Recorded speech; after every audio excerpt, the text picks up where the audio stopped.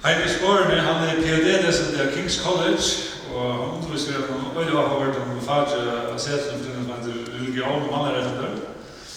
Og hans PhD-prosjekt om talefrælsi og religion, og om hvordan talefrælsi brukt av, eller hvordan teiper tingene kunne balanseres. Han en MA i religionskursende og en BA i setene. Ja, takk for bare. Jeg ble spurt i sekten personen til år, undervist morgen, så ber iver vi mer om det er syndvante og spontant og improvisere. Men jeg skal røyne mitt aller frieste. Som bare sier, så skriver jeg en PhD av King's College i London om talefrælsi og religion, og helt konkret så hittir etter jeg vinner vi av politiska kampen i ST om hver genga mørkene for talefrælsi nå i mån til atruna, og det en kamper som primært utfolder seg i det som eier The Human Rights Council i Genève, altså i mannerettene ramen i ST i Genève. Og jeg har ikke noen juridiske bakgrunn, jeg leser religionsvisende og samfunnsfrøye, så jeg røyner at han måned kan ha meg lengt vekk fra juridiske og teknikaliteter som jeg ikke har forstand på, og hittir meira etter en politiskar, normativare, ideologiskar konflikt, hittir etter hvordan landene, hvordan de argumenterer, hvordan de allierer seg, hvordan de avkvøver og vi kvarer argumentene. Fire, hvis det spurningen noen som Lóggávan har en, som i sin essens sjående, eisen juridiske spurninger som mannerettende jo Og mannerettende rai i Genève så tann institusjonen, her heimen gjør sammen at klandrast hvordan vi skulle skilja, hvordan vi skulle tolka, hvordan vi skulle praktisere at jo mannerettene. Og det såleis at i nekv år har særlig de muslimske landene, men ikke bare, men særlig de muslimske landene i mannerettene ramen i SD, argumenterer for og arbeid for at verden har bruk for en nødgjøri atjoa blasfemi paragraf. Det vil si at vi har en nødgjør og strengere retningslinjer for hva det lov og hva det ikke lov å si i mån til atruna. Og Vesterheimeren, ES-landene og USA standa sammen i måter de muslimske landene og sier niks. Vi har ikke bruk for en atjoa blasfemi paragraf, til det stridig det som litt okkara idealer for talefrælsi nå. Og det som atplanen vi, altså det som Vestheimeren sier at det som tid muslimske land innskjer det at legitimera, rattforstjera nasjonale praksis og tikkar heimlandum, her blasfemi, religionskritikk, satira en alvarslig kriminell handling og utløser rettliga omfattande domar, fangselsdomar og fysisk refsing og i ringaste føre deiadom som en land som Pakistan. Og til som har fyllt vi vidtjavne til ganske kongshus nå, og jeg sier store ervervsdelegasjoner i Saudi-Arabia på en tid har ganske hårst den kritikken repeterer jeg.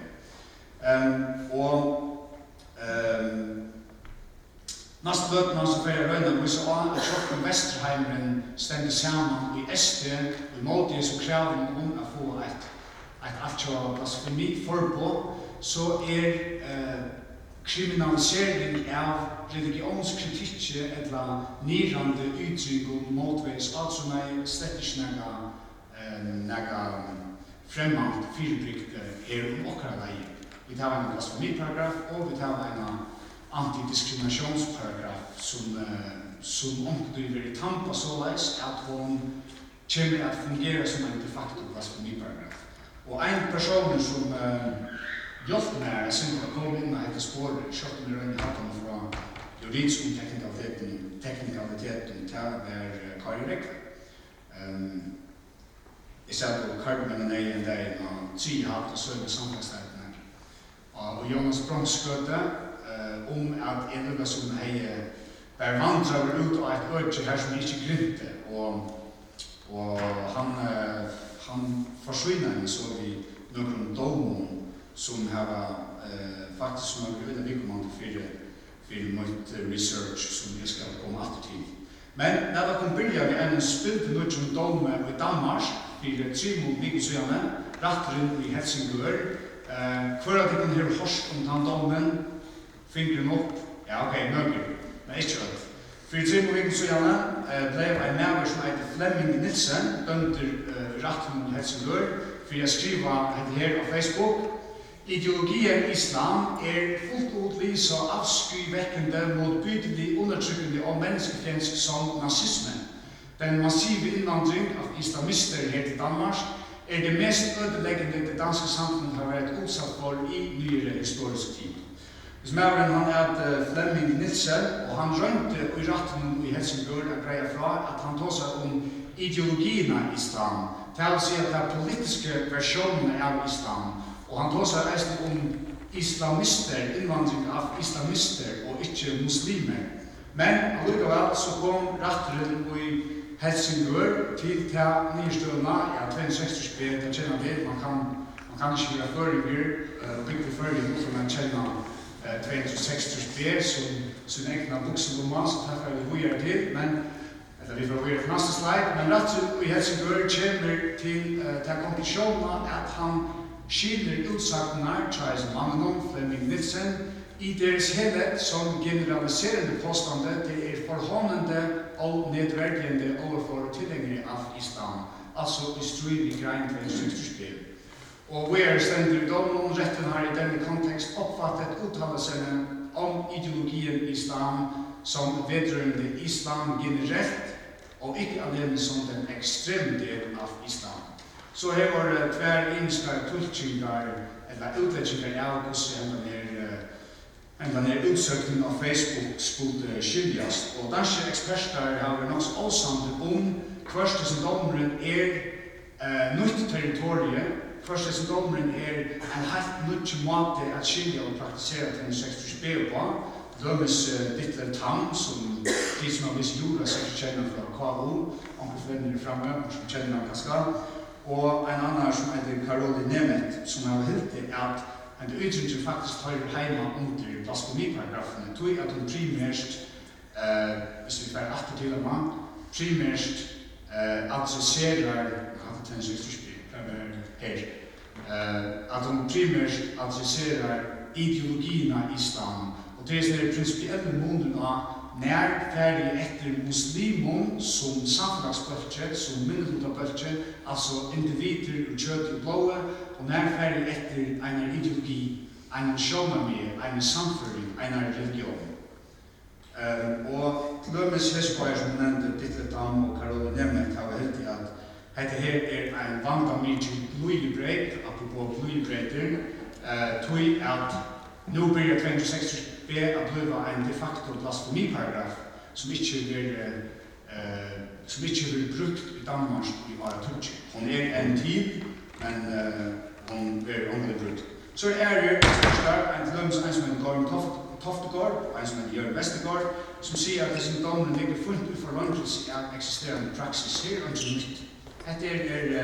Dette sånn som 260 B lenge vil praktisere. Hvis man hikker etter senaste 15 årene, etter dommen, etter 260 B, så det 12 dommer fra 2000 til 2014 som inneholder året islam. Og det som felags for alle de dommene, det at det inneholder året islam, men derfor eisen etter muslimon som samfunnsbølge. Det nærmeste toghalda disse summer, altså kritikerne, altså dommen, at vi faktisk tog som en helt annan bit i en boldgate. Og domeren senaste 15 årene som ganske lykjes allermest her som lykja dommen en maver som kallar islam for en terrorfellesskap i 2003. Og domstolen mette at hvis man sier at islam en terrorfellesskaper tar ikke stand til sjålen av mennesker, ergo dette en implisitt påstander som sier at alle muslimer potensielle terrorister, tog dette strid i 260 B. Men dette illustrerer i hele tiden disse gråsånene i midten blasfemi, urmeien og hate speech, hinmeien, som tvei imisk juridisk hodtøk. Og det illustrerer eisene at nyrande utsagner motvis atsonaie eisene kunne refsast etter en hate speech paragraf som annars ikke skal velge islam, kristendom, jødedom, ideologier, alle normative, metafysiske, hva skal man si, virusskipene, men mennesker. Og det har så haft visse en nok så omfattende kritikk, en stor politisk majoritet av Kristiansborg, ikke nå at det som heter straffelovsrådet skal evaluere alle paragrafene. Det en bred majoritet i eisene Alternative og SF og Sosialdemokraterne halte at Søren Bind, justisministeren, skal sette et rai at evaluere disse paragrafene og verden lytre, og flere flokker ikke, onker ikke avtakene, flere Dansk Folkeparti ikke avtakene, så det er fruktslige imot islam, måkens kamre er fire, det er ikoner til Dansk Folkeparti, han ble fire forresten eisen dømte etter 26 b. Han sier visst nok at muslimene tager vi her Hitler stekket, altså imot til jøder, og det eneste som kan stekke muslimene er samme viffer som Hitler fikk. Altså skulle vi færre trutsk mot muslimene. Der fikk han en dom for, og tanndomeren er veldig så lykka kontroversielle som hessin til at han er meira til en greier sender om at dette er til at han utsøkende var greier i strøy i 26 b. Men flere leier i danskum av Wisson, Berlingaren, informasjon, politikken, ikke informasjon, Berlingaren, Jyllandsposten, politikken og Kristi Dagblad har fordømt denne dommen, og som leiere og sier at dette var ikke det som 26 b skulle brukes til, heter at tampa, heter at vulka det som vi annars har skilt i 26 b. 26 b skal ikke brukes til at kriminalisere påstander om ideologier og religioner og vir annars. Et som så vil nevnt forresten, Lóggávan heter Justitia, eller Lady Justice, som har svørt i håndene, som uimyndar refsingsna og vektene, som uimyndar rattvise og bindfri ene, som uimyndar objektivitet, eller det at rattvisen er blind, rattvisen er overheft av politisk og økonomisk og øren avmalen, men så stender hun her og blæser en ballon, 26 b, som bare blir større og større og større, som her vi omfatter mer og mer. Det var en karikatur i Jyllandsposten i samband med en kronikk som Jakob M. Tjangamma skriver. Spurningen er så, hva er aftsjåa skilt i Danmark hever, hvis man skal være innan binda vid 26 b, det er underlig ute og tåsum. Og nå nærskast vi sinter som jeg skriver mine PhD om. Det er at man har nekker aftsjåa skilt imot det europeiske mannaretten av domstolen, eller mannaretten av Sottmålan, grein 22, som har nekker avsettingar om når man kan avmarska talefrælse. Og en annen aftsjåa binding er en såkalt rammeafgørelse, som ES samtykte i 2008, her som ES avlegger öppen London at kriminalisere rasisme og haturstalu mot myndigheter. En annen aftsjåa binding er hendegreinen.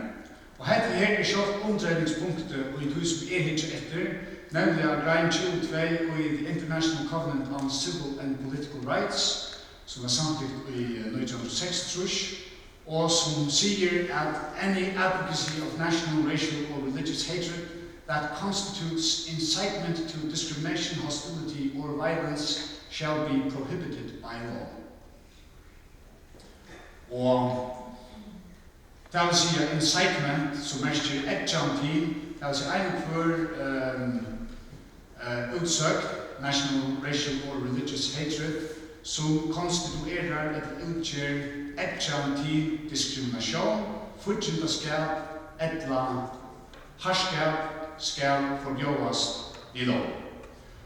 Og dette her er en paragraf som er en sånn indisk paragraf til de antidemokratiske personene av heimen. De muslimske landene, her har vi paraplyfellesskapen for de muslimske landene i heimen, Shea og Trush Limaland, som er i dess fortjendar av nekken ødjon, her er trøynen i Syria, her Iran, Saudi-Arabia er akkursjoner i Syria, Ukraina og geopolitisk bergismann, men imot mannrettene.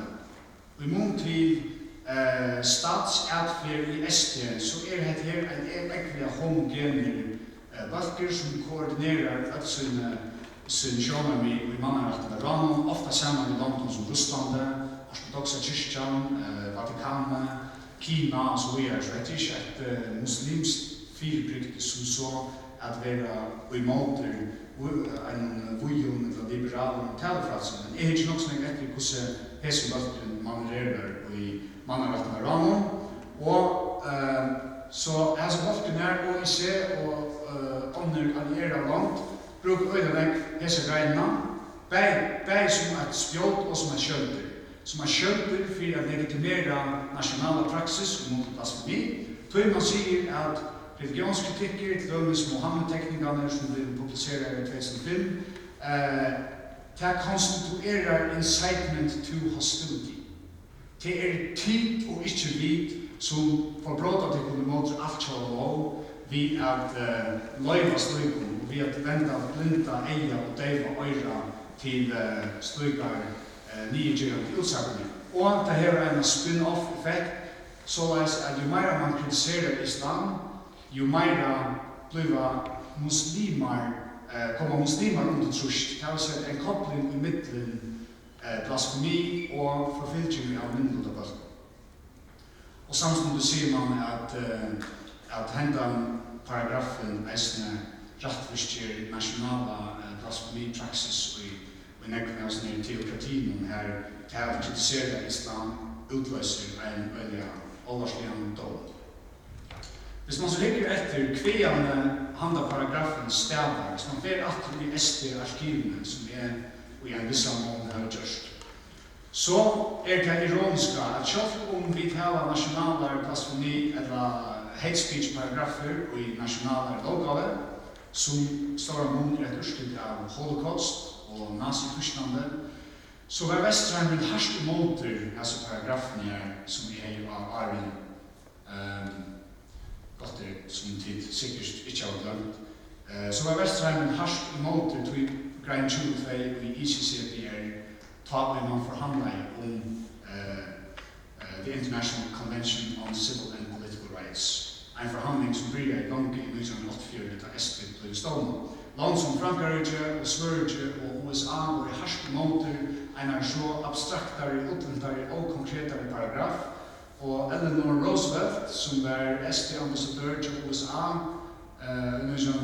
fra 1924, First Lady I USA fra 1973 til 1945, hun sier helt konkret hese paragrafene: The principle of democracy was better served by allowing individuals to create disputes and dissension than by suppressing their freedom of speech. Nothing should be included in the covenant which might serve to suppress that freedom. Det vil si en sånn utlent paragraf som grein 22. Og vi sier hun sier hun heter nekvar dunder røver motus paragrafene, men her ble et døme. It would only encourage governments to punish all criticism in the name of protection against religious or national hostility. The Commission must be careful not to include in the draft covenant any provision likely to be exploited by totalitarian states for the purpose of rendering the other articles null and void. Det vil si utan nega videre. Det vil si hvis vi samtidig greinen 22 I verande løytjes underminerer vi om andre frasestrattendur som I knæsett som kommisjon. Det som så hender I Vestreimen, det at USA og Europa færa helt personlig. Hva det tog I? Ok, ja, skal skunde meg. USA og Europa færa helt personlig. Medan vi I Europa utvikla en mer restriktiv praksis om militærfrelse I hate speech paragrafen, så det eneste som kvalifiserer hate speech I USA helt I tøtlige fysiske høytene. Og det vil si at det det kom på tale I USA at Flemming Nielsen ble dømt for at hos om ideologien av islam. Twitter is stridig the First Amendment I amerikanske grunnloven. Og det selv en dommer fra 1993, Brandenburg var en Ku Klux Klan-leiere som I statssjåmarspe I Ohio sier øyne nyrande ting om jøder og om nytt folk, altså African Americans. Han blev dømt i Ohio, men Supreme Court, altså amerikanske høgsteretten, kjem til konklusjonen i 1993 at dette her i strid, altså dommeren i Ohio i strid i First Amendment, det grunnleggende idealen i talefrelsen.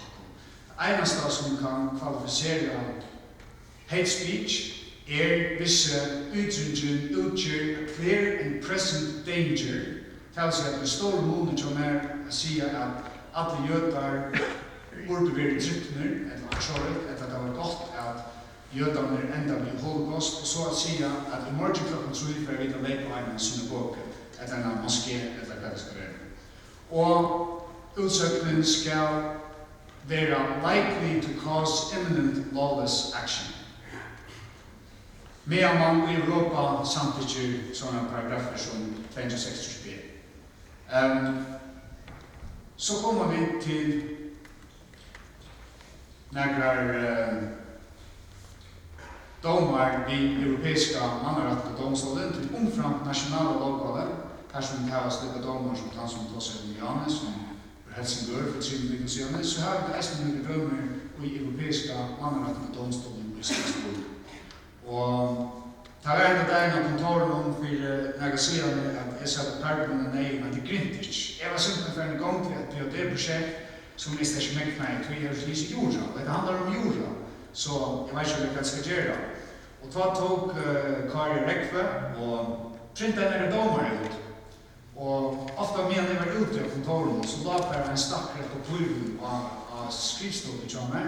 Og hukte for å være vis ned hva det der, så finner jeg av at til han, og han forklarer ikke meg, men han forsyner meg med noen dommer som faktisk hjelper meg veldig ved noen researcher, tror jeg at noen av disse dommerne veldig viktige fire bardian i SD som vi røyner at korslegger. Dømes en dommer fra 2005, IA versus Turkey, en roman kommer ut, en liten roman om profeten Mohammed kommer ut i Torskalandet, og forleggeren for 2 år av fangststressing og en stor båt, tog at romanen inneholder noen synd for saftigere seksuelle perverse passasjer om profeten Mohammed og i mån til smatchen i Torskalandet.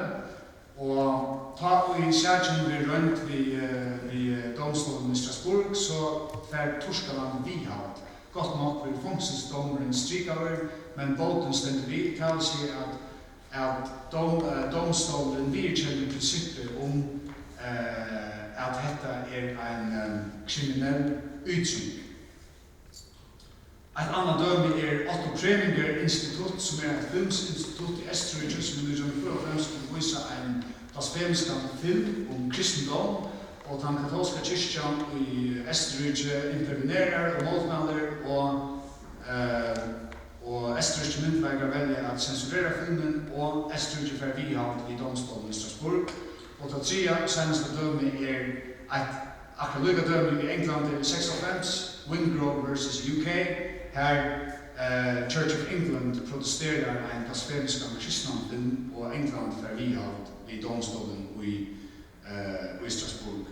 Og alle disse domene, de har brukt i ST, og i C-landene øyelig donende til at copy-paste setninger ur europeiske Lóggávan, og sier ja, men altså tider imot akkurat praksis, og til at vi vil ha strengere retningslinjer i mån til blasfemi, men her god til at integrere parter at ikke ekne retterskipan, så hva problemet, ja.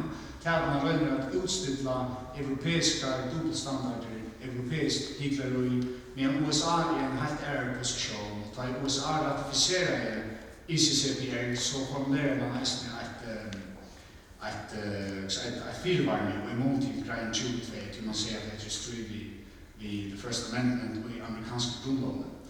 Så kamperen i det stender om, altså man kan spørre seg selv om dommeren i Helsingør et nytt kapittel som i større mån eller som signalerer en nøytolkning av 260b, således at den kommer å fungere som en blasfemiparagraf i praksis, eller ikke. Det dilemmaet som man stender i. Personlig har jeg ikke målt 260b, som velger vil brukt til at kriminalisere haturstalu motvis folkabalkon, men jeg hadde omkring alarmklokker ber ikke positivt som er, den godt for tid til også.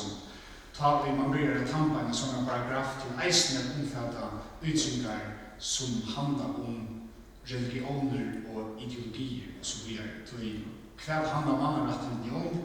Et munn ikke er det handler om å være mennesker og ikke tankar. Vi kommer slett ut av en skravtale hvis man eisene ber kriminalisere kritiske ytringar virer, sjånami, samføringar, tjagføringar. Takk for det.